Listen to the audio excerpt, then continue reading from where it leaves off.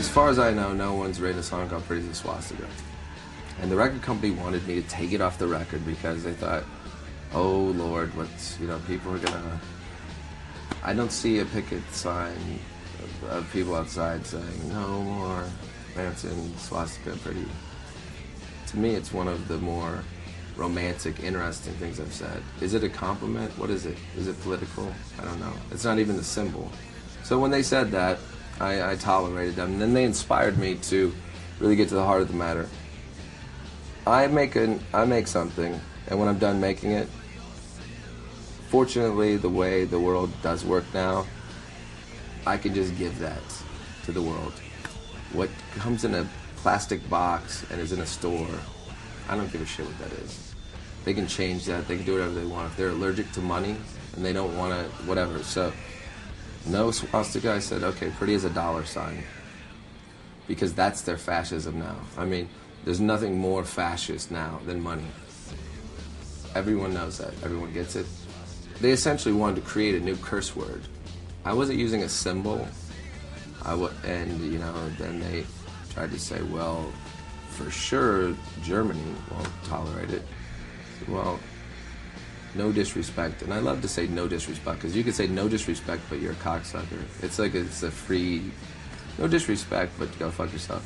No disrespect, but in Germany, swastika is an American word. It's a totally different word there. So go fuck yourself and all that. But I was inspired to make the dollar sign because my choices are made artistically.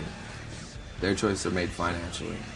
So they actually allowed me to make a greater statement. Because initially the statement was made personally. I woke up one morning next to a girl that had black hair, red lipstick, and pale skin, and I said, you're as pretty as a swastika. And then that seemed charming enough for her to perform, I wouldn't say unspeakable acts, we know what they are. You know what I mean? Not the same. So if that works, why can't it work for the rest of the world? Who's the Nazi? It's trying to censor me. Whatever the case, I'm not trying to be shocking. I'm trying to be Marilyn Manson. And until somebody else does what I do, I'll stand down. I don't really care. These new bands, you want to do what I've done.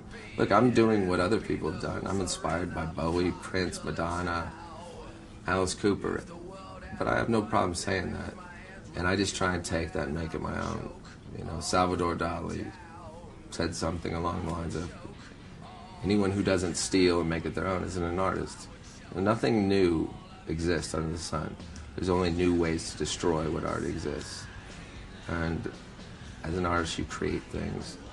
And sometimes in creation, you destroy things. And it's just being conscious of that. And I almost gave up music because I was so annoyed and frustrated by the fact that I couldn't handle being objectified as a piece of product that exists in a store, and not in the way like, woe is me, just in the way that I'm sick of breaking my heart that I have to censor myself for this CD that goes into a store that sells firearms but has a problem with, me saying fuck. And which I rarely say, but on this record I want fuck low. I just fuck it all. Armagoddamn motherfucking Geddon. I really was trying my hardest to make a song that they would be mad because they heard the music and they were like, oh, Manson, this is going to be a hit, without the words on it. And I'm like, well, I'm glad that you have no consideration for what I put on top of it. So I'm going to go ahead and give you a big bag of cocks for this one. And then they decided to put it, so I had some respect for them trying that.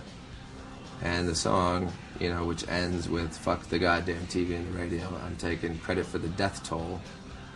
And then there's a song on the record, Blank and White, which there is no clean version of the song. In the store, what you buy or wherever you get it, Blank and White, in the middle of the song I say, give me a picket sign, God is dead but God is still white. So shoot up the mall, the school, or the president of whatever, or whoever wants to fight. And they initially came to me and they said, we're going to have to drop out the word white, that God is white, and the word president. I said, I'm not going to change God as white. Like, I don't believe in God, but every picture I've seen of God, he's white. I don't know. If you show me evidence that he's not, but why is that offensive? You're creating something racist by changing it. You're inventing a problem by censoring it.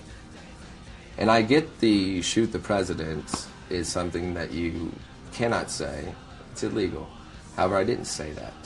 And in fact, I said, shoot up the mall, the school, or the president of whatever. So they wanted to drop it out, and I said, well, I want the whole phrase dropped out. So it's shoot up the mall, the school, or the beep.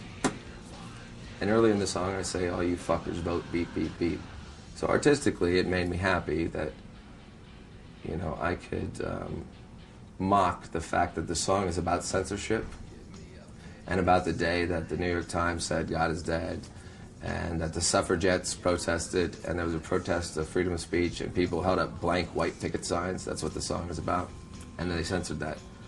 But the big zinger is that they didn't give a shit about that I said shoot up the mall and the school. And then 2 or 3 days ago, some 8th grader adds more to my greatest hits of school shootings that I get blamed for. So, who's the smart guy now? I don't know. You know, I don't advocate it. I get blamed for it. If I get blamed for it, I should at least get like some sort of medallion or a Grammy or something. I don't know. I just get death threats and blame and sex. So.